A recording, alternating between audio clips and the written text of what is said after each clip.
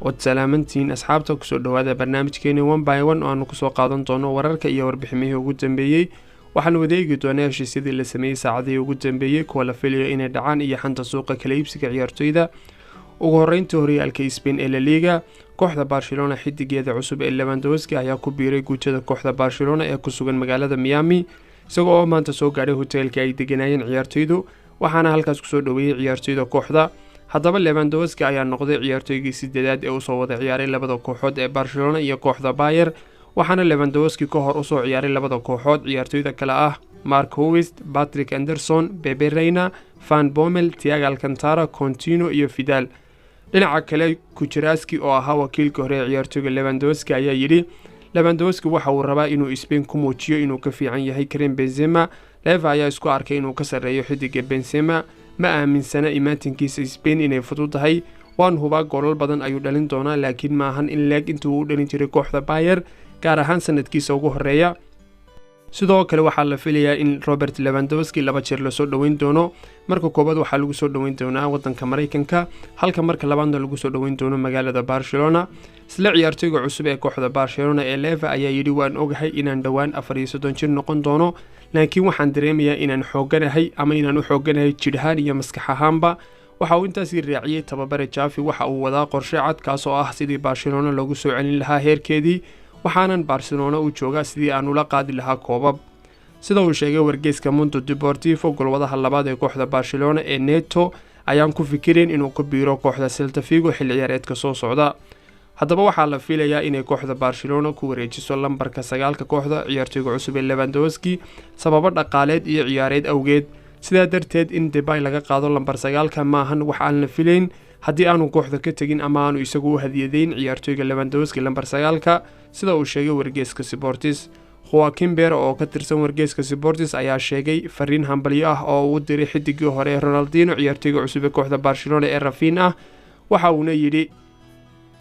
in lagu ciyaaro garoonka Camp Nou waa arin fiican Barcelona waa fursad aanay haboonayn inaad beerdareyso marnaba marka ay hortaada taalo fursadda ugu yar si aad uga dhabayso channel TV3 ayaa sheegay in Conte uu ka fogaanayo kooxda Barcelona oo uu si dhawaanayo kooxda Chelsea ayaa dalab ka gudbisay kaas oo ah 60 milyan balse agaasimaha kooxda Sevilla ee Munshi ayaa sheegay inuu wali ka sugayo kooxda Barcelona dalab dhinaca kale kooxda Real Madrid wargeyska AS oo wajahada hore ku daabacay Eden Hazard ayaa yiri ugu dambeyntii Hazard waxa uu ku soo laabtay Valdebebas xarunta tababarka Real Madrid isagoo ka fiican sidii hore waxa uuna in badan ka soo shaqeeyay jirkiisa isagoo kaashanayay tababare gaar ah mana dareemayo xanuunadii uu dareemi jiray ee ka soo gaadhay dhaawacyadii hore waxa uu intaa ku daray wargeysku inuu ka ciyaari doono hal boos wax ka badan Hazard inta badanna waxa uu ka ciyaari doonaa lambar 9 been ah ama noobe false ah dhinaca kale haddii aynu eegno warbixin uu ku daabacay wajahadiisa hore wargeyska Marca ayaa soo bandhigay qorshaha tababaraha jidhiska iyo tamarta kooxda Real Madrid ee Pintos waxa uu u yaalay sida tan 9 ilaa 19 bisha July waxaa jiri doona shaqooyin adag 19 ilaa 30 bisha Julayna waxaa lagu tartami doonaa ilaa 3 kulan oo saaxiibtinimo ah 1 ilaa 9 bisha Augustna waxaa la isu diyaarin doonaa finaalka Super Cup-ka Yurub iyo bilowga horyaalka ee Champions League 22 November ilaa 4 bisha Septemberna waxaa jadwal loo diyaarin doonaa ciyaartoyda aan ka qayb gali doonin koobka adduunka 4 ilaa 31 bisha Decemberna waxaa nasasho la siin doonaa ciyaartoydii ka qayb gashay koobka adduunka bisha January ee sanadka 2023 waxaa la sameyn doonaa jadwal u gaar ah ciyaartoydii ugu badneyd ee ka qayb qaadatay koobka adduunka sida uu sheegay wargeyska Bernabeu Digital kooxda Real Madrid ayaa ku fikiraysa inay ku ciyaarto Karim Benzema iyo bedelkiisa Borja Mayoral qaybta hore ee xilli ciyaareedka cusub kadibna inay qiimeyso marka laga yaabo inay ku fikiraan inay soo iibsadaan weeraryahan cusub suuqa kala iibsiga jiilaalka sanadka dambe dhinaca kale sida uu daabacay wargeyska Marca golwadihii saddexaad ee kooxda Real Madrid ee Thiago Alcantara ayaa ku biiray kooxda Bal City waxa uu u saxeexay heshiis 2 sano ah sida la filayo kooxda Real Madrid ayaa bari 4 galabnimo safar u bixi doonta wadanka Mareykanka gaar ahaan magaalada Los Angeles waxa ayna kooxda ku degi doontaa hoteelka loo yaqaano Beverly Hills sida uu qoray wargeyska Marca arrimaha garoonka Santiago Bernabeu wargeyska Marca ayaa sheegay inay sii daboolaan doonto qaybtii hoose ee tarabuunka daboolneyd xilli ciyaareedkii dhammaaday wuxuuna garoonku qaadi doonaa 61,000 oo taageerayaal ah sidii xilli ciyaareedkii dhammaaday oo kale waxaana halkaas laga samayn doonaa tarabuunka qaybta daboolan halkii lagu xarayn lahaa rooga garoonka suuragalna ma aha in xal xilli ciyaareed gudaheeda lagu dhammaystiro ciyaartoyga Real Madrid ee Rodrigo ayaa heshiis la galay Joel Jota oo ah tababaraha ugu caansan waddanka Brazil ee dhinaca garaadka ama maskaxda sidoo kale wargeyskaas ayaa sheegay ciyaartoyda kooxda Real Madrid ee la filayo inay ka qayb qaataan koobka adduunka waxa ayna kala yihiin Benzema, Tchouaméni, Camavinga, Hazard, Courtois, Vinicius, Rodrigo, Casemiro, Militao, Modric, Valverde iyo Rudiger. dhinaca kale kooxda Atletico Madrid sida uu sheegay wargeyskaas kooxda Atletico Madrid ayaa u ogolaatay Cristiano Ronaldo inuu u tartamo Champions League iyo koobab kaleba sidoo kale wargeyska ayaa sheegay inuu Ronaldo ku qanciyay tababaraha kooxda Simeone inuu ku biiro kooxda Atletico balse kooxda Atletico Madrid ayaa u baahan inay ilaa 40 milyan ka soo gasho iibka qayb ka mid ah ciyaartoydeeda si ay ula soo wareegto ciyaartoy ah sida Cristiano Ronaldo oo kale.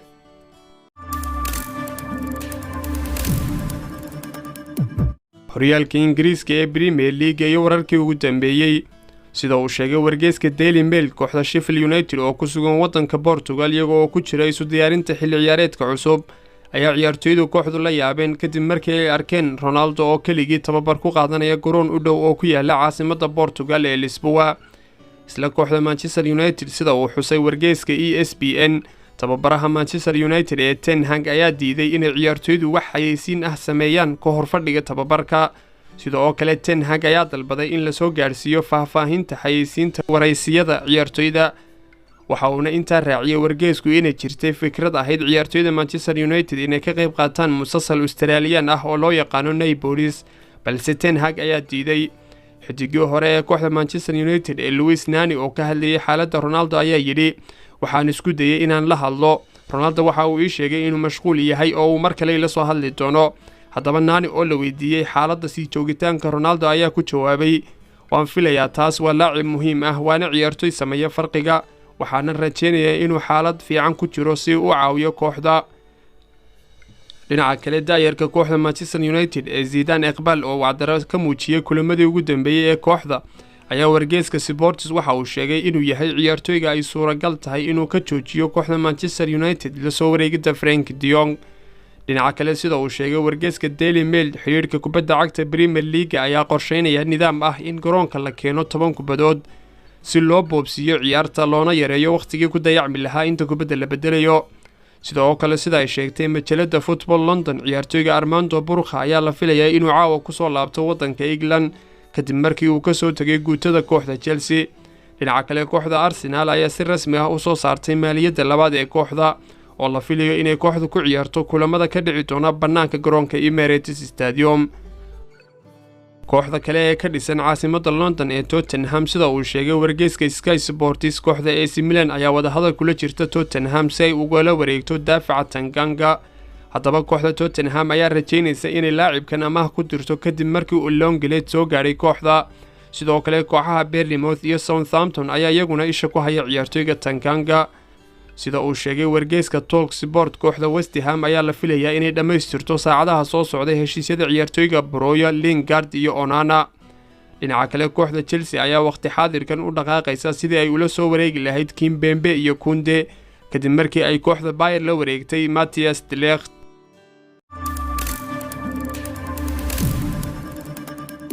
horyaalada kale xidigii hore ee kooxda Juventus ee Dybala ayaa ka tagay waddanka Portugal si uu ugu biiro kooxda Roma oo la filayo inuu saacadaha soo socda rasmi ah ugu biiri doono haddaba wargeyska La Gazzetta ayaa sheegay inuu Dybala xidhan doono lambar 10 kooxda Roma kadib markii uu muddo 5 sano ah u yaalay halyeeyga hore ee kooxda Roma ee Francesco Totti haddaba Dybala ayaa ku jawaabay inuu jecel yahay lambar 22 waxaana la filayaa inuu Dybala xilliga go'aan qaato. dhinaca kale sida uu daabacay wargeyska Standard kooxda Napoli ayaa rabta inay amaah kula wareegto Kepa ama si rasmi ahba waxayna noqon doontaa saxiix adag mushaharka ciyaartoyga oo aad u sareeya awgeed iyadoo ay Chelsea markaas u baahnaan doonto bedelkiisa haddii uu baxo Kepa.